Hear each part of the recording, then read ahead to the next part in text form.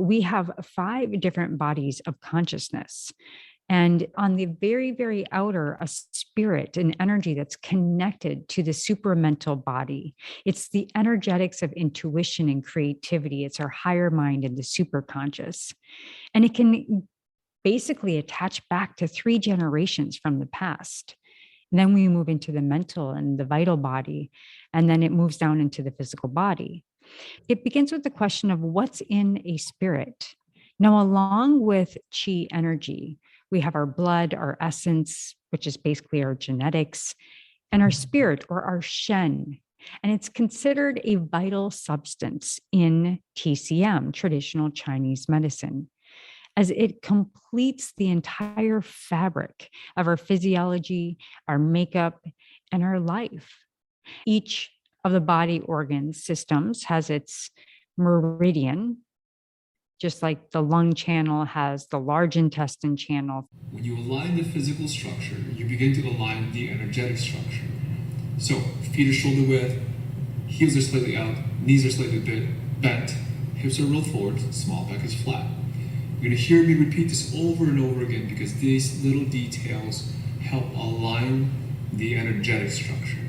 So the same way the physical stance, so the stance is like a circuit board. And so when everything is in the right alignment, then you have the right current, or you can produce the right flow. If something's a little bit off, you may not have the proper current, or it might not even switch on at all.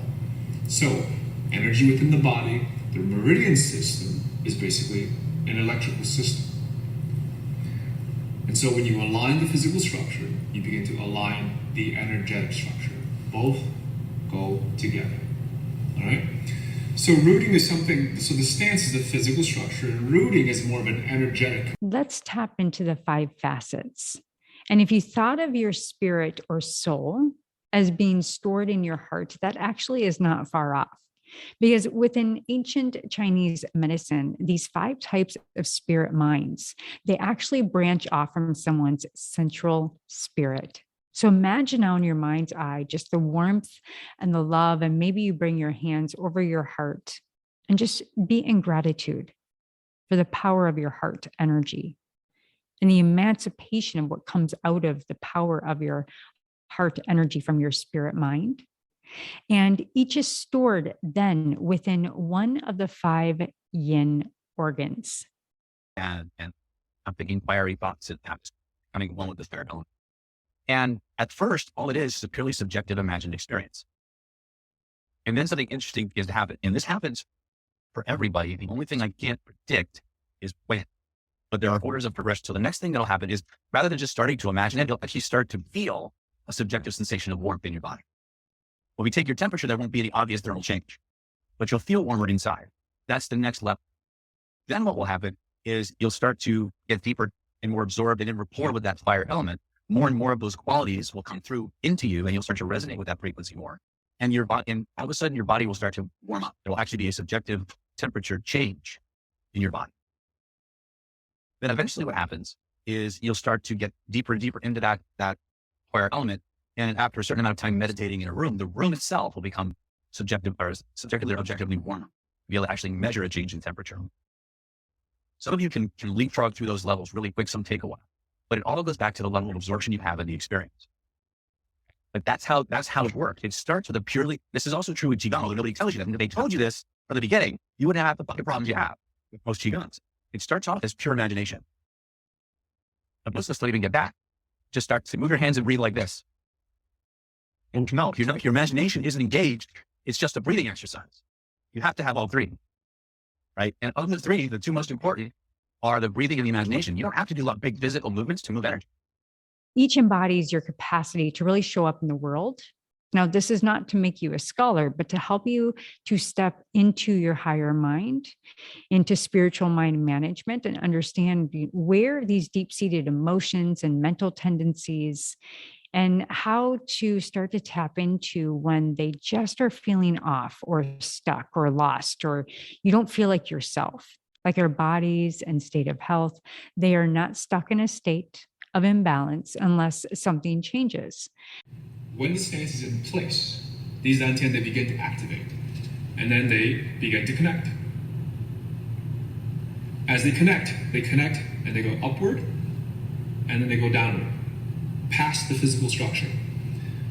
And from there, with the knee slightly bent, over time, this begins to go down like this, and then you begin to develop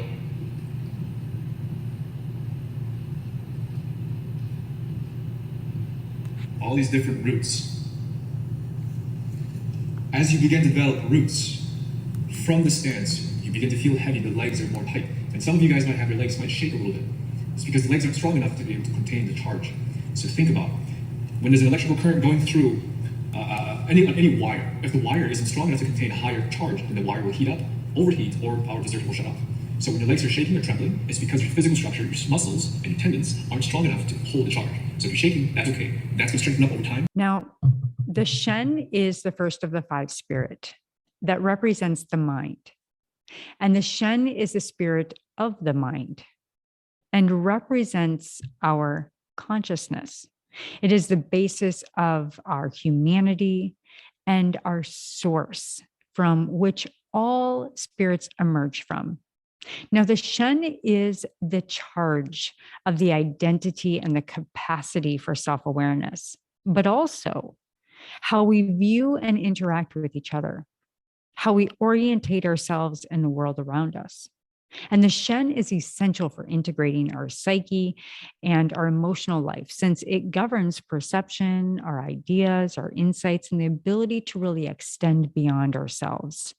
And it also determines our values, our morality, and our wisdom. And so the mind is what bridges our intuition and is also our inspiration. And it allows one to really recognize their truth and calling so they can show up in the world and really truly be their essence. Now, in the body, the Shen is ruled by the heart. And so within Chinese medicine, it is the original mental life. Therefore, they call it the monarch of all of our other organs, which I think is so beautiful. And so the only one capable of recognizing, assessing, and truly feeling the spectrum of one's emotional experiences, although these different emotions, anger, joy, sadness, fear, they do affect each body organ in a unique way. These organs do not feel the emotion, and instead they reflect the impact of that emotion as perceived by the heart in the form of a physical symptom. So in that sense, the Shen is referred to as the heart mind, giving the old adage that the heart has a mind of its own. And that rings truth, my friend. So given the Shen's role in processing interactions with others and external stimuli, all senses, the eyesight, the hearing, the smell, taste, touch, depend on it for meaning, just like how the brain is relied on in Western medicine. So for this reason, the Shen is said to be the most visible of all spirits, evident in how one carries themselves, since the Shen retreats back into the heart to be housed at night. It really allows you to rest deeply. And it gives you a balanced emotional reality. It taps into good judgment expressed through wise action. Now, to close out today's short brief, we will move into the next, which is going to be the Po. But I want to make sure that we are able to think about just these one elements at a time within this opening of these five spirits. Again, the Shen and the mind. And we just reviewed when they are at their most vibrancy. Now, when the Shen is disturbed and the heart is affected, a person will have cloudy consciousness, foggy brain, poor insights, inappropriate or erratic behavior. And sometimes it can be socially awkward or low self-esteem or having difficulty expressing yourself.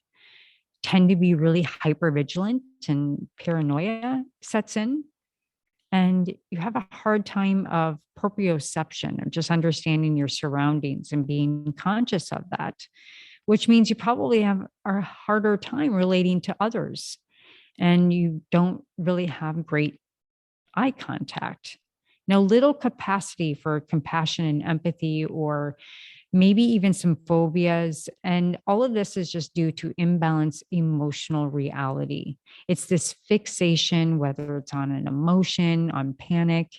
And then it all falls down, and we see that your sleep is disturbed, right? And so we can see now the contrast of the Shen mind. It is the heart and mind. It is the essence that represents our entire consciousness. This is why we don't tamper with the third eye. We simply focus on the lower dantian and then stimulate the middle dantian. Upper dantian will happen all on its own. It will happen organically. And when it does, I'll know, okay? And actually, you'll know. And so, but in the beginning, there are a few things that from the stance into the practice, there's a couple things that I would call attainments that happen within Qigong. And so we'll get to that in another video. But for now, proper stance and rooting. The physical structure allows for the energetic structure to begin to build. So, much like a battery, your body is a physical battery. And so when you're beginning to practice Qigong, just think of yourself as a AAA battery, and you can only hold a AAA charge. We can't jump you to C yet. We can't jump you to 9 volt yet, because if we send a 9 volt or C through a AAA, it won't work, it'll pop. So as you begin to practice more and more, and also if you do strength training and cardio training, you begin to improve your physical vehicle, your physical vessel, for the energy to flow through. If the physical structure isn't strong enough, you can't hold the charge. So you have to work on building the strength. And over time, you'll find that the stance and the shakiness will begin to go away. And you'll be stronger. As you get stronger, the hands will... Try not to listen with the higher mind, meaning the brain frequency, the no-see, and really move into the heart of what is being discussed here and feeling the energetics through the voice and into your body of all of these things that you already know to be true. They're just spoken in a different language. And by that, probably the most beautiful, intricate chi energy of essence and life that goes back thousands and thousands of years before scientists got involved. So with that said, thank you so much for joining this first session of understanding what's in the spirit of Shen, how it is the first of 5 facets. And we are going to go through all 5 of them beyond here. If you have any thoughts or comments based on this first episode, let me know, and I'll see you inside the next one. Love and light.